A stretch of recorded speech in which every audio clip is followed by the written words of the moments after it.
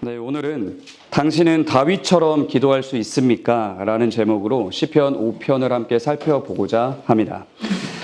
여러분에게 질문하면서 한번 시작해 보고 싶은데요. 우리 성도님들은 기도 생활이 좀 어떠십니까? 기도 많이 하십니까? 네, 우리가 삼위일체 하나님을 믿는 신자다라고 하면 우리의 삶은 언제나 기도로 가득 차 있어야 합니다. 왜 그러냐? 기도와 신앙은 분리될 수 없는 관계 속에 딱 들어서 있기 때문인데요. 종교개혁자들과 그들의 후예들은 기도라는 행위 자체가 하나님의 존재하심을 인정하는 행위다라고 이야기를 했습니다. 그래서 우리가 기도하지 않는다면 근본적으로 하나님을 믿지 않는 것이다. 하나님이 존재하신다는 사실을 믿지 않는 것이다 라고 이야기를 했는데요. 또한 이 기도라는 것은 하나님의 자녀가 된 우리가 아버지 하나님과 깊고 친밀한 관계 속에 있음을 강력하게 보여주는 행위예요. 우리가 부모 자식 간에도 그렇지 않습니까? 집에서 부모와 자녀가 이야기를 많이 하고 대화를 자주 하면 그 가정의 친밀도, 부모 자식 간의 친밀도가 겉으로 드러나잖아요. 이런 것처럼 우리가 하나님과 얼마나 기도하느냐, 얼마나 하나님 앞으로 나아가 대화를 하느냐에 따라서 하나님과 우리 사이의 친밀도가 드러난다라는 걸 우리는 기억을 해야 합니다. 그런데 이러한 기도, 곧 성경적인 기도는 중요한 포인트가 있는데 거듭나지 않은 사람은 절대로 할 수 없다라는 게 핵심입니다. 우리가 기도를 하고 싶다고 해도 죄의 문제가 해결되지 않은 사람은 여전히 내가 너무 더러워서 무한히 거룩하시고 순결하시고 공의로우신 하나님 앞으로 나아갈 수가 없습니다. 나아가면 어떻게 될까요? 죽는 거예요. 죄 때문에. 그렇기 때문에 우리는 하나님께 나아가서 친밀한 관계를 맺을 방도가 없고 또 하나님께 나아가서 제대로 된 기도를 한다는 것 자체가 불가능하다는 것을 기억해야 합니다. 그래서 성경적인 기도의 필수 조건이 뭐냐? 거듭남이에요. 우리가 거듭나지 않으면 성경적인 기도를 할 수 없다. 불신자들도 기도하지 않냐라고 얘기하지만 그 기도는 다 가짜입니다. 대상이 없고 아무도 듣지 않아요. 그런 기도가 아니라 진짜 성경적인 기도는 거듭난 자만이 할 수 있는 겁니다. 그래서 올바른 기도라는 것은 하나님께서 우리에게 믿음을 선물로 주실 때 바로 거기서 시작되는 신자만의 특권이에요. 그래서 한 번 더 여러분들에게 물어보고 싶습니다. 여러분의 기도 생활은 어떠신가요? 여러분은 이 기도라는 놀라운 특권을 잘 사용하고 계십니까? 우리가 꼭 그런 자들이 됐으면 좋겠습니다. 그런데 제가 사역자가 되기 이전의 제 삶을 돌아보고 또 사역을 하면서 실제로 만났던 다양한 분들을 돌아볼 때 기도와 관련돼서 특히 한국교회에 좀 고유한 문제 같기도 한데요. 좀 우려되는 포인트들이 몇 가지가 있습니다. 제가 예전부터 교회에서 신앙생활을 하면서 저도 열심히 기도했습니다. 그런데 생각보다 우리가 교회에 가보면 기도를 열심히 하는 분들이 진짜 많아요. 우리 권사님들 대단하십니다. 진짜 새벽 기도가도 항상 계시고 어느 기도회를 가도 계시고 그렇게 기도를 정말 열심히 하시는 분들이 많이 있습니다. 그런데 안타깝게도 성경적인 기도가 구체적으로 무엇인가 이 부분에 대한 이해를 가지고 열심히 기도하는 분들은 정말 안타깝지만 많이 보지 못했습니다. 그러다 보니까 기도가 어떻게 흘러갑니까? 기복주의적인 신앙으로 흘러가게 되는 거죠. 그래서 참 이게 너무 안타까운데요. 중요한 건 우리의 기도라는 것이 인간의 상상력에 의존하면 안 된다라는 거예요. 잘 한번 들어보십시오. 지난주에 목사님께서 설교하면서 이런 말씀을 하셨어요. 우리는 하나님의 존재를 상상력으로 만들어내서 섬기면 안 된다는 이야기를 하셨는데 마찬가지입니다. 상상력으로 만들어낸 존재에게 우리가 상상력으로 고안해낸 방식으로 기도해서도 안 돼요. 그러면 대상도 잘못됐고 내용도 잘못됐고 그건 다 가짜가 되는 겁니다. 그래서 우리가 이런 생각들이 내 마음에 있는지를 돌아봐야 돼요. 내가 이만큼 기도하면 하나님께서 더 복 주시겠지? 제가 그리고 청년 때 많이 생각했던 기도인데 금요기도에 가면 내가 여기서 가장 마지막에 집에 가면 하나님이 복 주시겠지? 그래서 저는 기도의 시간에 막 3시간씩 기도했습니다. 얼마나 기복주의적이에요. 그래서 우리가 이런 것들을 생각할 때 상상력에 의존해서 절대로 기도하는 습관을 가지면 안 된다. 성경적인 바른 가치관 위에서 우리의 기도의 습관을 세워야 된다라는 걸 여러분들이 기억했으면 좋겠습니다. 자, 그러면 우리는 상상력이 아니라 어디에 기초해서 기도해야 될까요? 네, 성경입니다. 하나님의 말씀에 기초해서 기도해야 합니다. 그 중에서도 성경에 잘 드러나 있는 하나님의 속성과 하나님의 어떠하심에 대한 지식에 근거해서 기도를 해야 됩니다. 신앙생활에서 많은 사람들이 그냥 체험적인 걸 중요시하지만 지식이 너무 중요해요. 지식 없는 체험은 다 왜곡됩니다. 그렇기 때문에 우리는 하나님의 속성, 하나님의 어떠하심에 대한 명확한 지식 위에 서서 기도하는 자들이 돼야 합니다. 그때 우리는 같은 내용으로 기도를 해도, 어제와 같은 기도를 해도 그 내용이 바르게 잘 서 있으면 그 기도 자체가 완전히 달라진다라는 걸 알 수 있어요. 이게 무슨 말이냐? 하나님께서는 우리의 외형적인 걸 보시는 게 아니라 우리의 무엇을 보실까요? 중심을 보세요. 그렇기 때문에 우리의 중심이 하나님의 말씀에 근거해서 바르게 교정되고 바뀌었을 때 하나님께서 우리의 기도를 다르게 받아주신다라는 것을 우리가 기억해야 합니다. 이게 구체적으로 무슨 의미인지, 기도라는 게 도대체 뭔지에 대해서 자세히 살펴보기 위해 오늘은 시편 5편을 통해서 다음의 이야기들을 나누도록 할 건데요. 첫째로는 다윗의 기도에는 구체적으로 하나님에 대한 어떠한 지식들이 담겨 있는가, 이 부분에 대해서 살펴보면서 우리의 기도가 무엇에 기초를 두어야 하는지에 대해서 이야기를 나누도록 하겠습니다. 그리고 둘째로 다윗의 기도가 가진 당혹스러운 면은 무엇인가, 좀 특이한 내용이죠. 이 부분을 살펴보면서 보면 볼수록 어딘지 이상한 다윗의 기도에 대해서 한번 알아보도록 하겠습니다. 그리고 셋째로는 다윗의 기도가 가진 특징이 무엇인가, 이 부분을 살펴보면서 기도의 핵심을 살펴보고 그리고 우리의 중심을 바로 세워나가는 그 여정을 한번 걸어가 보도록 하겠습니다. 자, 그럼 이제 첫 번째 이야기를 한번 해보도록 할 건데요. 다윗의 기도에는 구체적으로 하나님에 대한 어떤 지식들이 담겨 있는가, 이 부분을 한번 살펴보도록 할 건데요. 이번 시편도 역시나 다윗이 고난 중에 쓴 시입니다. 정말 고난이 많아요. 자, 그럼 한번 1절부터 3절 같이 한 목소리로 읽어보도록 하겠습니다. 같이 읽겠습니다. 시작. 여호와여, 나의 말에 귀를 기울이사 나의 심정을 헤아려 주소서. 나의 왕, 나의 하나님이여, 내가 부르짖는 소리를 들으소서. 내가 주께 기도하나이다. 여호와여, 아침에 주께서 나의 소리를 들으시리니 아침에 내가 주께 기도하고 바라리이다. 아멘. 여기서 나타나는 가장 중요한 하나님에 대한 지식이 뭘까라고 했을 때 가장 핵심은 2절에 나와 있습니다. 나의 왕, 나의 하나님이여. 이 고백이 가장 중요합니다. 우리가 기도할 때 하나님이 나의 왕이시다, 나의 하나님이시다, 이 지식이 없다면 우리의 기도는 아무것도 아닌 것이 되고 맙니다. 이게 그만큼 너무나도 중요한데요. 청교도 중에 매튜 헨리라는 주석가가 이런 말을 했습니다. 기도의 가장 고무적인 원칙이자 기도의 가장 강력한 강구는 그분을 우리의 왕이자 우리의 하나님으로 바라보는 것입니다. 사랑하는 여러분, 앞에서도 말했지만 바른 기도, 성경적인 기도라는 건 신자들에게만 주어진 특권입니다. 그런데 하나님께서 신자들에게 이 특권을 주시기 위해 여러분에게 무엇을 내어주셨습니까? 독생자를 내어주셨어요. 무엇을 위해서요?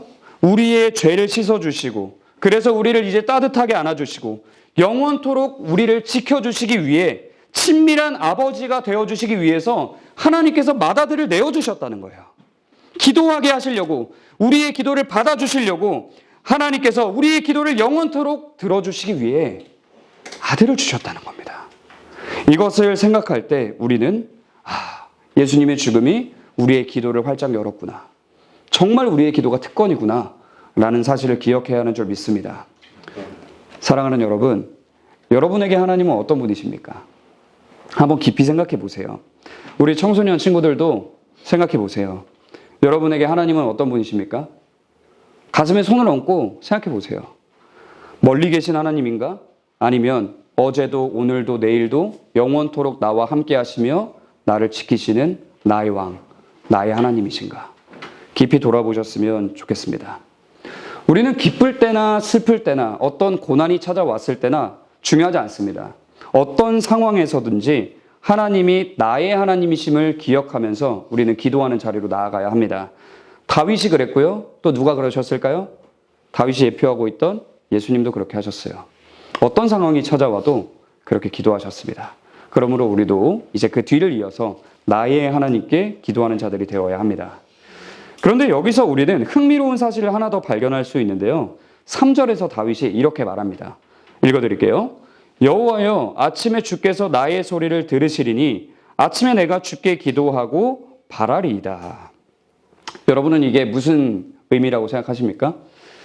정말 문자 그대로 뭐 이런 걸까요? 하나님께서는 아침에 신자들의 기도만 들어주시는구나. 아침에 하는 기도만 들어주시나 보다. 이런 건 당연히 아니겠죠. 여기서 다윗이 강조하고 있는 것은 경건한 믿음의 습관입니다. 다윗에게는 크게 두 가지 훌륭한 습관이 있었는데요. 첫째로 다윗은 정말 여기서 말한 문자 그대로 기도로 아침을 여는 자였습니다.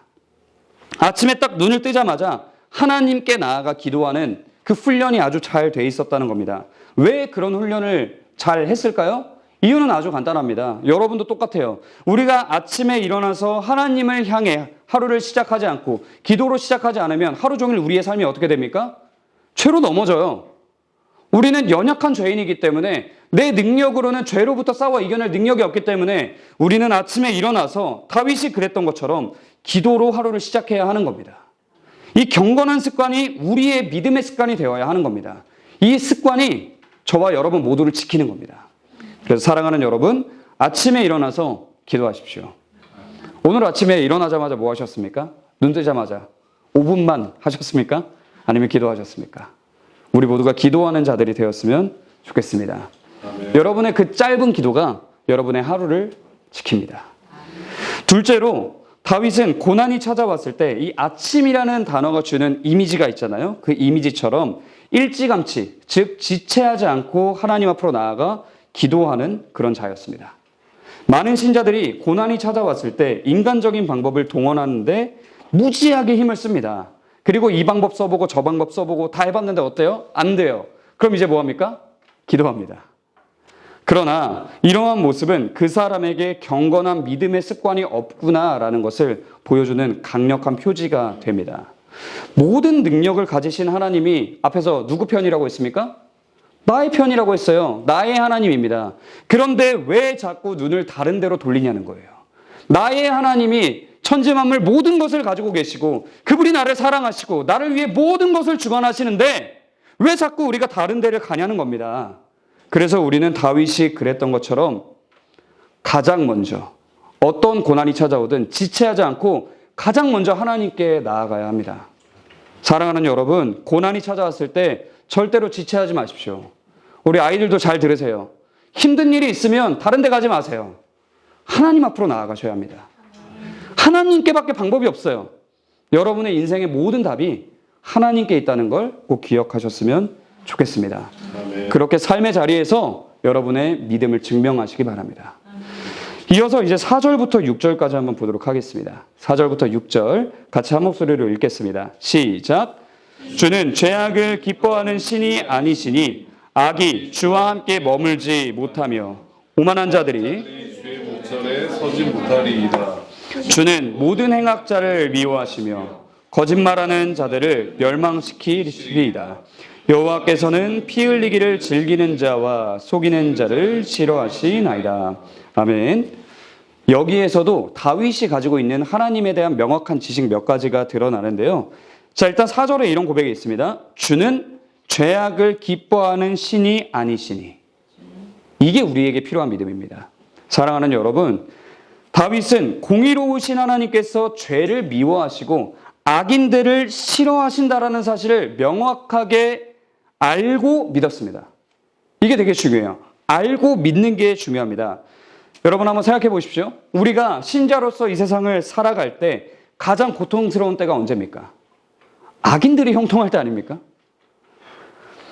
다윗이 말하는 것처럼 거짓말하는 자들, 그러니까 이 세상에 하나님이 어딨냐라고 거짓말하는 자들, 거짓의 아비인 마귀를 따르는 자들, 이웃을 사랑하는 것이 아니라 그들의 피 흘리기를 즐거워하는 자들이 형통해 보일 때 우리는 막 속이 아픕니다.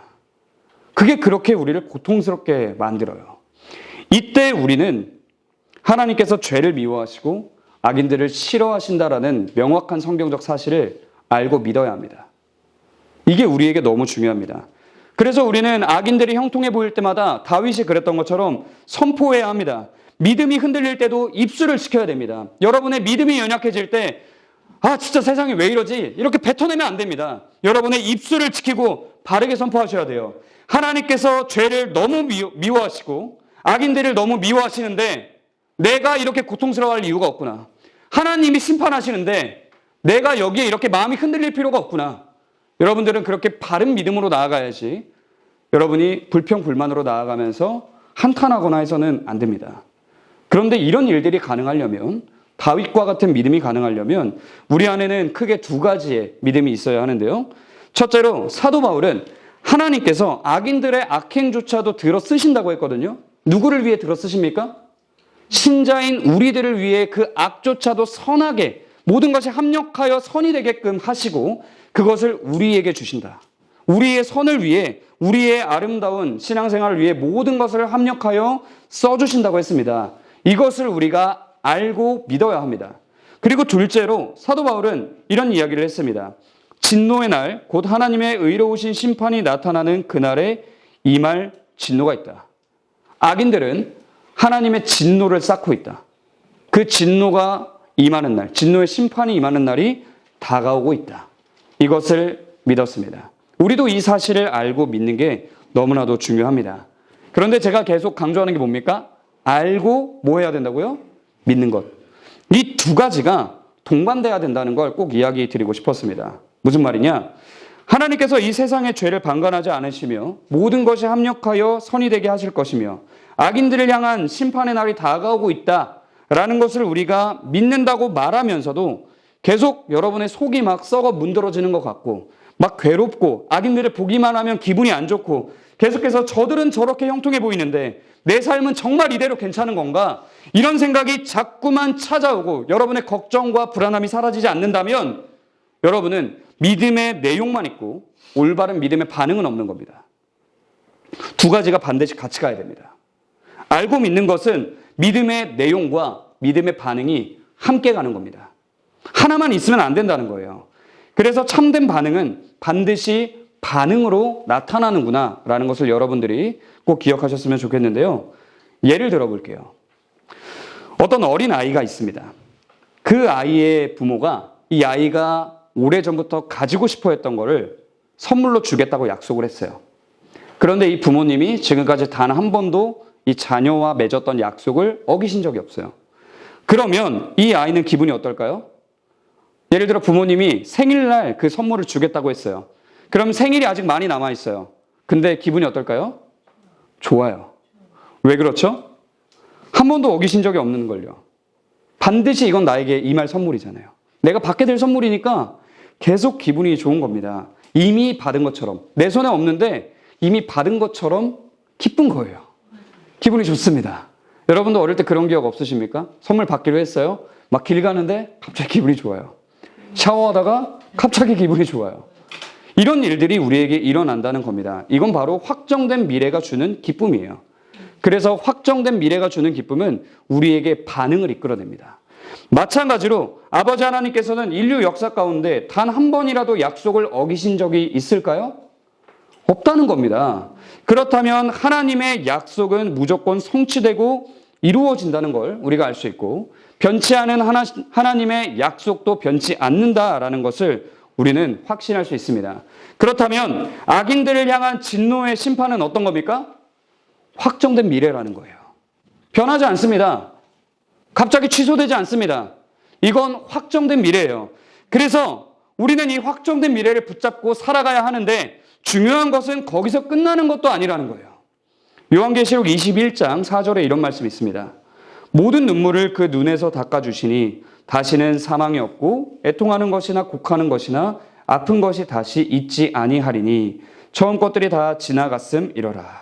아멘. 이게 무슨 말입니까? 하나님께서는 단지 악인들을 심판하신 후에 우리들에게 자 됐지? 라고 하시지 않는다는 거예요. 그냥 내가 너희가 싫어하는 거 다 이렇게 정리했어? 됐지? 이렇게 하시지 않는다는 거예요. 그럼 어떻게 하시는 겁니까? 악인들을 심판하신 후에 친히 우리의 눈물을 닦아주시고 우리가 받아온 모든 아픔들을 치료해 주시고 우리를 따뜻하게 안아주시면서 기쁨과 즐거움만이 가득한 하나님 나라를 우리에게 주신다는 겁니다. 악인들의 심판으로 끝나는 게 아니라 하나님의 사랑이 우리를 사로잡는다는 겁니다. 이것이 우리의 확정된 미래입니다. 이것을 기억할 때 우리는 이 날을 이미 받은 자처럼 이미 선물을 받은 신자처럼 기쁘게 반응하며 살아갈 수 있습니다. 사랑하는 여러분, 기뻐하십시오. 주님이 우리의 눈물을 닦아주시는 그 날과 죄와 슬픔이 없는 아름다운 하나님 나라가 우리를 위해 준비되어 있습니다. 확정되어 있습니다. 그리고 이제 이어서 다윗은 이렇게 기도를 하는데요. 8절부터 10절 한번 읽어보도록 하겠습니다. 시작. 여호와여, 나의 원수들로 말미암아 주의 의로 나를 인도하시고 주의 길을 내 목전에 굳게 하소서. 그들의 입에 신실함이 없고 그들의 심이 약하며 그들의 목구멍은 열린 무덤 같고 그들의 혀로는 아첨 하나이다. 하나님이여, 그들을 정죄하사 자기 꾀에 빠지게 하시고 그 많은 허물로 말미암아 그들을 쫓아내소서. 그들이 주를 배역함이니이다. 아멘. 여기서 두 번째 이야기를 한번 시작해 보도록 하겠습니다. 제가 이런 이야기를 했습니다. 다윗의 기도가 가진 당혹스러운 면은 무엇인가? 오늘 설교 제목 여러분 기억나십니까? 당신은 다윗처럼 기도할 수 있습니까? 이게 오늘 설교 제목이었습니다. 지금 다윗의 기도 내용이 뭡니까? 하나님이여, 그들을 정죄하사 자기 꾀에 빠지게 하시고 그 많은 허물로 말미암아 그들을 쫓아내소서. 무슨 내용이에요? 악인들을 멸해달라는 기도입니다. 여러분, 이 기도 하실 수 있겠습니까? 저는 이 기도가 너무 이상한 거예요. 여러분은 가능하시겠습니까? 우리는 종종 기도하다 보면 이런 생각이 들 때가 있습니다. 내가 이런 기도를 해도 되나? 이 기도까지 해도 괜찮은 건가? 이런 생각이 들 때가 있어요. 내가 인간적으로 원하는 것이 있을 때, 특히 그런 일이 많이 일어나죠. 기도를 하다가도 이렇게 기도해도 되나? 라는 의문이 생기곤 합니다. 예수님께서는 물론 제자들에게 일용할 양식을 구하라고 하시면서 육신적인 필요를 위해서도 기도하라고 하셨지만, 그럼에도 불구하고 내가 이것까지 기도하기는 좀 그렇지 않나? 이런 생각이 들 때가 많이 있다는 거예요. 그리고 우리의 신앙이 자라면 자랄수록 마음의 거리낌이 더 많아집니다. 이 기도해도 되나? 이런 것까지 기도하는 거 좀 아니지 않나? 그리고 이런 식으로 이런 생각이 들게 만드는 기도 중에 가장 대표적인 예가 바로 이런 기도라고 생각합니다. 다윗이 보여준 기도. 무슨 내용이에요? 악인들을 멸해달라는 기도예요. 생각해 보십시오. 지금 다윗의 육신적 필요는 무엇일까요? 악인들로 인해 고난받고 있습니다. 그럼 육신적 필요가 뭐예요? 악인들의 핍박이 사라지는 겁니다. 그렇죠? 마찬가지로 우리 주변에도 악인들이 너무 많습니다. 여러분의 직장과 우리 청소년들 학교와 학원과 악인들이 얼마나 많습니까? 막 가정에도 있을 수도 있어요. 악인들이 어딜 가도 많이 있습니다. 그리고 TV를 켜면 어떻습니까? 뉴스만 봐도 악인들이 넘쳐 흐릅니다. 그런데 여러분은 그 악인들을 보면서 이렇게 기도하실 수 있습니까? 오 하나님, 이 악인을 정죄해 주시고 이 악인이 자기 꾀에 넘어지게 해 주시고 이 악인을 멸하여 주시옵소서. 기도하실 수 있겠습니까? 이렇게 기도해도 괜찮은 걸까요? 어떻게 생각하시나요? 신자인 우리는 다 알고 있습니다. 그 사람이 어떤 악인이든지 간에 그 사람 못지않게 내가 악한 사람이라는 거 다 알고 있습니다. 그 사람보다 내가 나은 게 뭐가 있겠습니까? 그 사람은 죄악된 본성에 따라 살고 나는 아니고 뭐 그렇습니까? 나도 여전히 죄악된 본성을 가지고 이 땅에서 살아갑니다. 그리고 하나님의 은혜를 입었을 뿐 나도 조금만 잘못되면 이 사람보다 더 악하게 행동할 수 있다는 거 잘 알고 있습니다.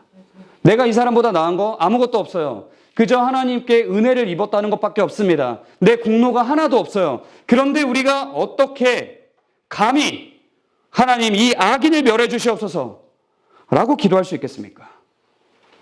너무 당혹스럽지 않습니까? 한번 생각해 봅시다. 사실 다윗의 이 기도가 너무 이기적인 기도였던 건 아닐까요? 자신을 핍박하는 악인들이 너무 미워서 다윗이 지금 이기적으로 질투심도 생기고 해서 저 악인들 좀 멸해 주세요. 악인들이 떵떵거리는 모습 꼴 보기 싫어서 하나님 저 악인들 좀 멸해 주세요. 기분 나쁘니까 그렇게 기도했던 걸까요? 결론부터 말하자면 그렇지 않습니다. 다윗의 이 기도는 하나님께서 기뻐하시는 기도, 즉 하나님께서 기뻐 받으시는 기도가 분명하고요. 신자인 우리가 배워야 마땅한 훌륭한 기도입니다. 그러므로 우리는 이 기도가 구체적으로 어떤 기도인지를 이해해야 하고, 그리고 이것을 이해할 때 신자인 우리가 기도 중에 종종 마주하게 되는 질문들, 이 기도를 해도 되는 걸까? 라는 문제를 해결할 수 있을 겁니다. 그래서 이를 위해 세 번째 이야기를 해보도록 할 건데요. 다윗의 기도가 가진 특징이 무엇인지를 좀 살펴보도록 하겠습니다. 제가 앞에서부터 성경을 읽으면서 여러분과 함께 읽어오면서 의도적으로 건너뛰었던 구절이 하나 있습니다. 7절 말씀인데요. 같이 한 목소리로 읽어보겠습니다. 시작. 오직 나는 주의 풍성한 사랑을 힘입어 주의 집에 들어가 주를 경외함으로 성전을 향하여 예배하리이다. 아멘.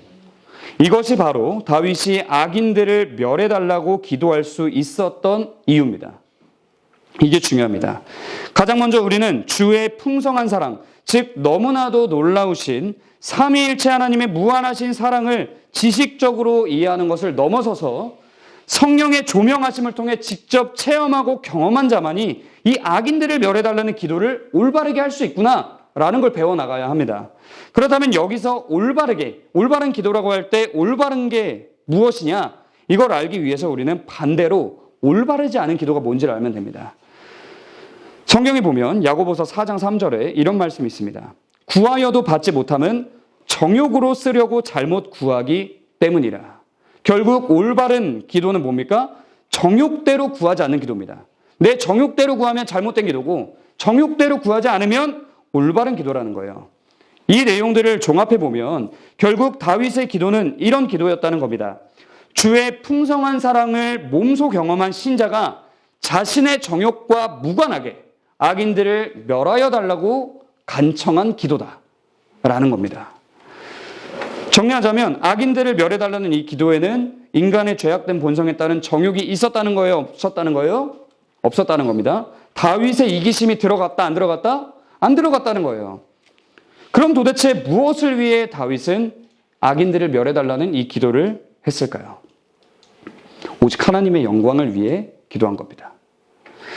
이게 무슨 말일까요?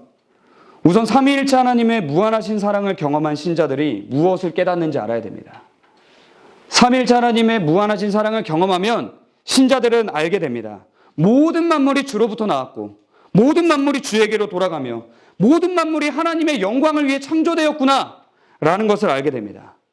사도 바울의 고백이에요. 우리도 이것을 깨닫게 되고 이 사실 자체를 기뻐하게 되는 겁니다. 그러면 이것을 깨달은 신자들은 어떻게 살게 되냐? 사도 바울의 가르침대로 살게 됩니다. 고린도전서 10장 31절에 이런 말씀이 있습니다. 그런즉 너희가 먹든지 마시든지 무엇을 하든지 다 하나님의 영광을 위하여 하라. 그래서 청교도 조지 스윈록은 이처럼 하나님의 영광을 위해 무엇이든 행하는 것을 보고 이렇게 얘기했습니다. 거듭난 신자들만이 보일 수 있는 탁월함과 순전함이다. 이런 탁월함과 순전함이 여러분에게 있습니까? 이게 우리에게 있어야만 합니다. 정리하자면 하나님의 무한하신 사랑을 경험한 신자들은 내가 아닌 누구를 위해 삽니까? 하나님을 위해 살아요. 나의 영광이 아니라 누구의 영광을 위해 삽니까? 하나님의 영광을 위해 삽니다. 그리고 하나님의 즐거움이 곧 나의 즐거움이구나 라는 사실을 알게 되기 때문에 오직 하나님의 영광을 위해 살게 되는 겁니다. 예수님으로 살고 예수님으로 죽는 겁니다. 내가 아니라 하나님을 위해 사는 거예요. 내가 아니라 나의 구원자 예수 그리스도를 위해 사는 겁니다. 이 일이 우리에게 일어나고 있습니까? 스스로에게 질문해 보십시오. 나의 삶은 어느 곳으로 향하고 있는가? 나의 즐거움은 이 땅에 있는가? 하나님께 있는가? 사랑하는 여러분, 여러분의 삶이 하나님의 영광을 위한 것 같지 않다면 하나님께서 여러분을 위해 하신 일들을 묵상하시기 바랍니다. 성경 66권에 아주 빼곡하게 담겨있는 죄인인 나를 향한 하나님의 사랑을 묵상하시기 바랍니다. 영원 전부터 나를 사랑하시기로 작정하시고 모든 구원의 계획을 세우시고 그 계획을 실행하기 위해 아들을 보내시고 아들을 못 박혀 죽으신 예수님을 묵상하시기 바랍니다. 그리고 예수님께서 이루신 일을 각 사람에게 적용해 주신 그 성령의 사역을 묵상하시기 바랍니다. 얼마나 그 사랑이 큽니까? 우리는 하나님 앞으로 나아갈 수가 없는데 하나님께서 우리의 죄를 씻어주시고 우리를 사랑해주시고 하나님 나라를 우리에게 주셨어요. 이보다 큰 사랑이 이 세상에 어디 있습니까? 이 사랑을 깊이 묵상하시기 바랍니다. 이러한 묵상 중에 우리가 하나님의 사랑을 맛보면 다윗처럼 고백할 수밖에 없는 겁니다. 7절에서 다윗이 이렇게 고백했죠. 오직 나는 주의 풍성한 사랑을 힘입어 주의 집에 들어가 주를 경외함으로 성전을 향하여 예배하리이다. 아멘. 너무나도 끔찍한 죄인이었던 내가 삼위일체 하나님께 말도 안 되는 은혜를 입어서 하나님께 나아갈 수 있게 되었음을 깨닫는 신자는 주의 집에 들어가기를 사모하게 되고 주님만 경외하기를 사모하게 되고 주님께 예배드리기를 사모하게 됩니다. 사랑하는 여러분, 현재 여러분에게 이런 사모함이 있으십니까? 꼭 있었으면 좋겠습니다. 하나님의 사랑을 깊이 묵상하십시오. 아멘. 생각해보면요, 다윗이 정말 훌륭한 믿음을 가졌다고 하지만 다윗보다 저희가 더 좋은 시대에 살고 있어요. 다윗은 장차 오실 메시아를 바라보면서 믿음을 가지고 살았지만 우리는 그 메시아의 정체를 다윗보다 명확하게 합니다. 그 예수 그리스도께서 이 땅에 오셔서 우리를 위해 하신 일들을 다윗보다 우리가 더 많이 알아요. 무슨 말입니까? 우리가 다윗보다도 예수님을 더 사모할 수 있다는 겁니다. 하나님을 더 사랑할 수 있다는 거예요. 너무 구체적이잖아요. 너무 분명하잖아요. 그렇기 때문에 우리는 더 사모할 수 있습니다. 하나님을 더 많이 사랑할 수 있는 겁니다. 그래서 우리가 이런 사모함 가운데 올바르게 살아간다면 우리 신자들은 비로소 올바르게 하나님을 향해 악인들을 멸하여 달라는 기도를 정욕에 따르지 않으면서 할 수 있게 되는 겁니다. 무슨 말입니까? 악인들이 멸망당할 때 무엇이 드러날까요? 하나님의 공의가 드러납니다. 공의로우신 하나님께서 죄인들을 심판하실 때 하나님의 영광이 드러나는 겁니다. 하나님이 죄를 미워하시는데 죄인들이 심판받지 않는다면 하나님의 능력이 없다는 거잖아요. 그렇기 때문에 우리는 하나님의 영광이 밝히 빛나는 그날을 기대하면서 악인들을 멸하여 달라고 다윗처럼 내 정욕이 아니라 하나님의 영광을 위해 기도할 수 있어야 합니다. 이것이 우리의 모든 기도를 올바르게 만드는 비결이기도 합니다. 예수님께서 우리에게 기도를 알려주셨어요. 주기도문을 주셨습니다. 그 주기도문의 구조가 어떻습니까? 첫 시작이 뭘까요? 하나님의 영광을 구하는 기도로 시작합니다. 마지막은 뭘까요? 하나님의 영광을 구하는 기도로 끝을 맺습니다. 무슨 말이냐? 이를 통해 예수님께서는 우리의 기도가 자기중심적으로 자신의 필요를 구하는 독백이 되어서는 안 되고 무한하신 하나님을 경배하며 하나님의 영광을 위해 자신을 내어드리는 영광스러운 대화가 되어야 한다라는 걸 알려주셨다는 거예요. 그래서 우리는 무슨 기도를 하든 하나님의 영광을 위해 기도해야 합니다. 그러므로 우리는 우리의 기도를 날마다 점검해야 됩니다. 오늘 여러분의 기도는 무엇으로 가득 차 있었습니까? 여러분의 영광입니까? 여러분의 정욕? 여러분의 이기심인가요? 아니면 하나님의 영광을 위해 기도하셨습니까? 우리의 기도를 돌아보며 다윗과 같은 믿음의 기도로 성장하게 되었으면 너무나도 좋겠습니다. 이제 말씀을 마치려고 합니다. 오늘 우리는 다윗에게서 올바른 기도, 하나님께서 받으시는 기도와 그 기도의 구성이 무엇인지, 기도의 핵심이 무엇인지에 대해서 살펴보았습니다. 설교 제목으로 한 번 더 질문해 보고 싶은데요. 여러분은 다윗처럼 기도할 수 있습니까? 다윗처럼 기도하시겠습니까? 꼭 그러셨으면 좋겠어요. 사랑하는 여러분, 오늘의 내용을 정리하면서 꼭 다짐하셨으면 좋겠는데요. 가장 먼저는 기도가 신자의 특권이구나라는 사실을 여러분이 잊지 않으셨으면 좋겠습니다. 우리 청소년 친구들 잘 들으세요. 여러분의 기도가 놀라운 특권이에요. 좋은 대학 가고 이런 게 특권이 아닙니다. 집에 돈 많은 게 특권이 아니에요. 하나님 아버지께 기도할 수 있는 게 특권입니다. 아멘. 여러분은 그 특권을 사용하십시오. 그리고 내가 특권을 사용해서 기도할 때 그 대상이 멀리 계신 하나님, 남의 하나님, 다른 사람의 하나님이 아니라 나의 하나님이심을 기억하시기 바랍니다. 그분은 여러분의 하나님입니다. 여러분을 사랑하세요. 나를 사랑하세요. 나의 하나님입니다. 이 사실을 기억하면서 기도하는 저와 여러분이 되었으면 좋겠습니다. 그리고 다윗이 그랬던 것처럼 아침을 기도로 여십시오. 고난이 찾아오거든 가장 먼저 지체하지 말고 하나님께 나아가시기 바랍니다. 또 악인들의 형통을 보며 무너지지 마십시오. 그들을 향한 하나님의 무한한 진노가 확정되어 있습니다. 그리고 여러분의 눈물을 닦아주시는 그날, 하나님 나라를 상속받는 그날이 확정되어 있습니다. 확정된 미래를 가슴에 품고 이미 받은 자처럼 살아가는 저와 여러분이 되었으면 너무나도 좋겠습니다. 또한 하나님의 풍성한 사랑을 경험한 신자답게 무엇을 구하든 다윗이 그랬던 것처럼 하나님의 영광을 위해 기도하시기 바랍니다. 그런데 여러분 그거 아십니까? 이렇게 하나님의 영광을 위해 기도하는 자들이 또 하나 누리게 되는 특권이 있어요. 마지막으로 11절, 12절 한번 읽어보도록 하겠습니다. 시작!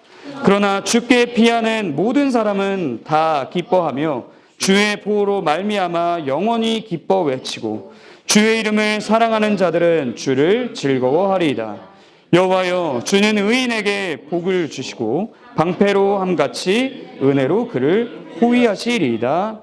아멘.